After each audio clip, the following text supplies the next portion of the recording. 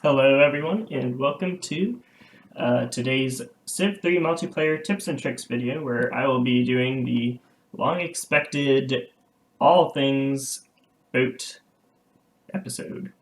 So, essentially that just comes down to all of the different strange mechanics that you can use to your advantage when using boats in Civ3 multiplayer. And so let's get started.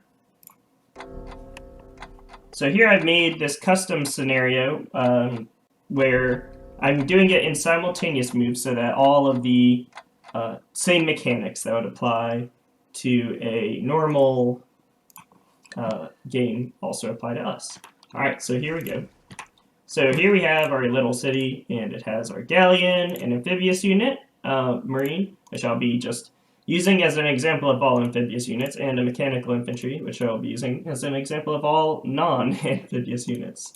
Alright, so the first thing that I can show you, this is just some general strategy, that's very strong, is let's say you are playing slim, you're playing with very thin defense, and you get landed somewhere.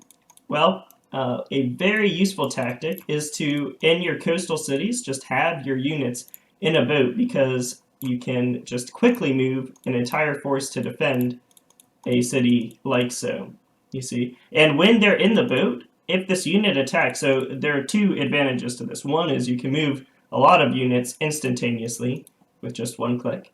The other advantage is your opponent cannot know what's in this boat, so even though it looks like it's just a boat, if he attacks, he will actually be attacking into this mechanical infantry, which he could not actually know what it is without spying into the city.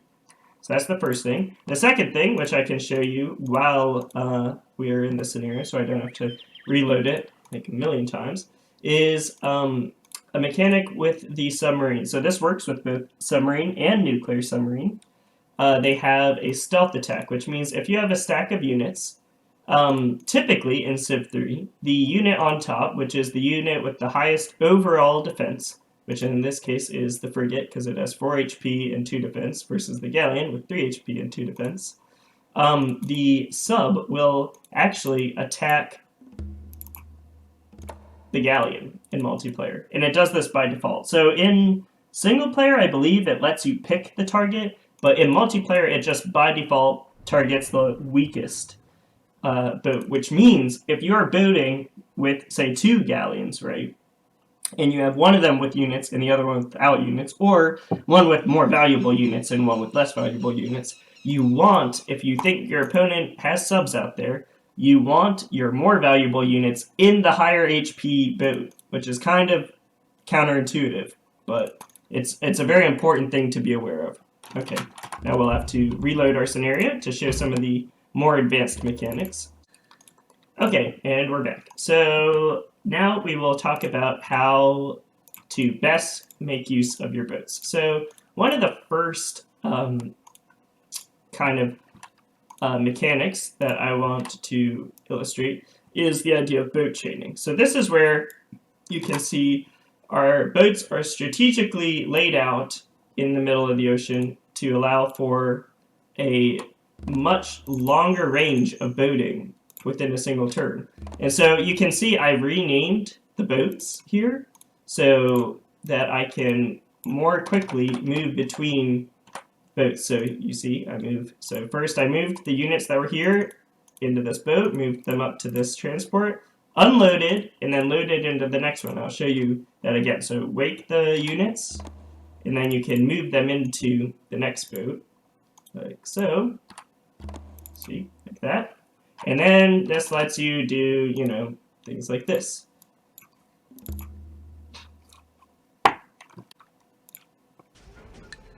Alright, we're back. The next thing I want to talk about is the amphibious unloading. So a little known fact about boats is that this little menu down here is actually interactable. So it's not just a visual thing.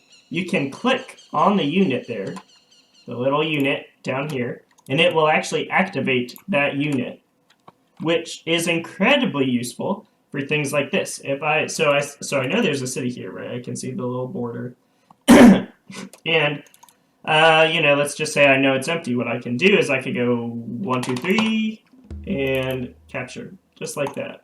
See? So you just essentially hover your mouse here, getting ready to attack it, and move your boat. And as you're moving, you activate the unit and capture the city. Okay. Now I will illustrate actually a tactic that I'm not certain anyone else has really explored, at least not in depth. So this is capturing workers. So it's very well known in Civ3 multiplayer that you can capture a worker. So here I have my non-amphibious unit. You can capture workers off the coast by activating the unit and either numpadding or G move onto the worker. I will first show that you cannot do it. So here you go. You cannot do it with G moves or with numpads. That's what that sound is, numpadding. You cannot do it from the boat. You have to activate the unit in order to do this move. And this is pretty well known. People generally know about this. But now I will show you something that I don't think people really are very familiar with. Okay, we're back in. So now I will show you. So that last one was with the mechanical infantry. And so we'll do this again. So now we have our marine, right? And so we showed earlier how you can do a fast unload into here. I'll just show you real fast that you cannot numpad into the city. But what you can do is you can actually numpad onto a worker with the marine. And this is, I'm pretty sure, not very well known, but with the marine in the boat, you can just numpad onto enemy units on the coast. And I'll show you, this works with the worker, and it works with other military units.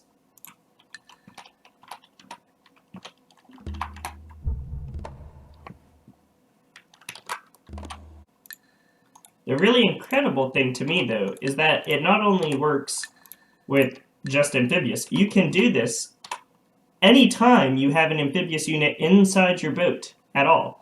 So I will show that. Ready? There we go. Numpadded onto the worker, and both units moved onto the land. So this is like an anti-picketing strategy. If you know that your opponent has gone and picketed their coastline so that they can't be landed, if you have an amphibious unit, you can still just ram into the coast, no problem. There is a caveat, though, and I'll show that now.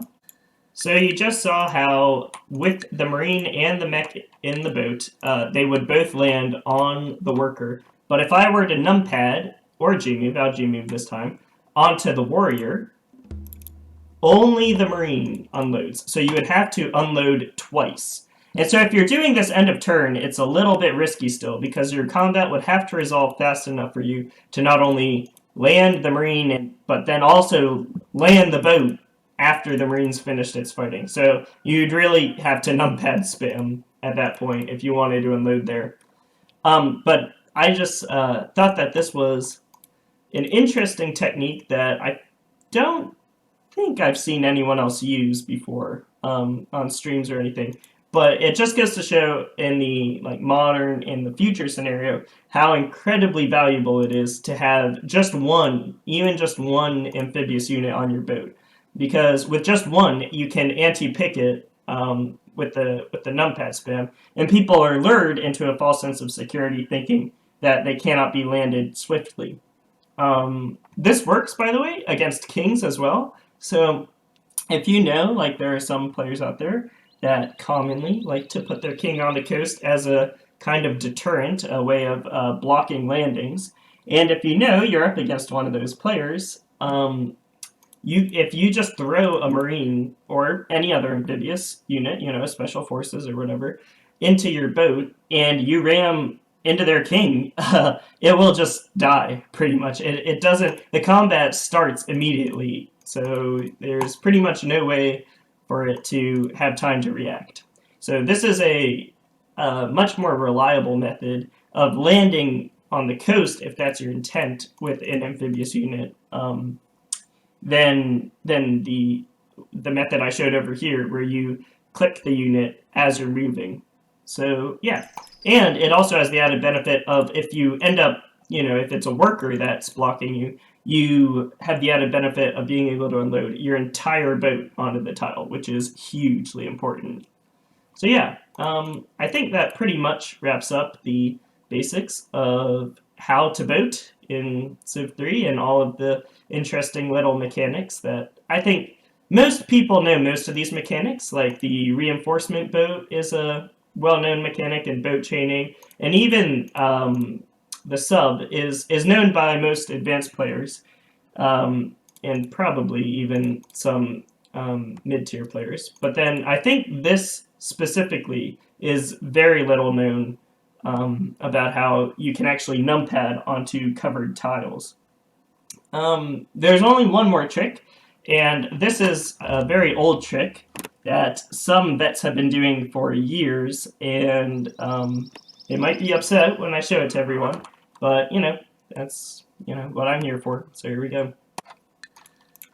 Alright, so it is a well-known thing that if you fortify boats in the water, they will give you this extra ring of vision. And so I'll kind of show what that looks like. So here we go. Here we have our boat. It's in the water. This one only sees 2 tiles away and it's out of moves. These ones are all fortified, and voila, they all get an extra tile of vision. See, it's kind of nice, That's a very handy thing to have. Well, you can actually get that same effect with a boat that is out of moves in multiplayer. So what you do is you activate this unit, and then you see this Fortify All. And just like that, this boat will be fortified. And so if I end my turn, it gets the full vision, even though it was out of moves. So that is a trick. I think I have to credit Abhimanyu, also known as Ix, for first showing me that trick. He did it on stream once, and that's how I found out about it. But other players as well are known to use this, like Ironclad and whatnot, and the whole Nuba clan's known about it for a while. So yeah, it's a very helpful trick for scouting and also for knowing if your boat has been spotted, because one of the advantages that the defender usually has is that their boats are fortified, like destroyers or subs, and so they can see an extra tile out if a boat's coming in, and this lets the attacker know if they've been spotted, assuming that they can see it and it's not an invisible boat like a sub. So yeah, that's pretty much it, and with that, I will sign off now. Thanks for watching.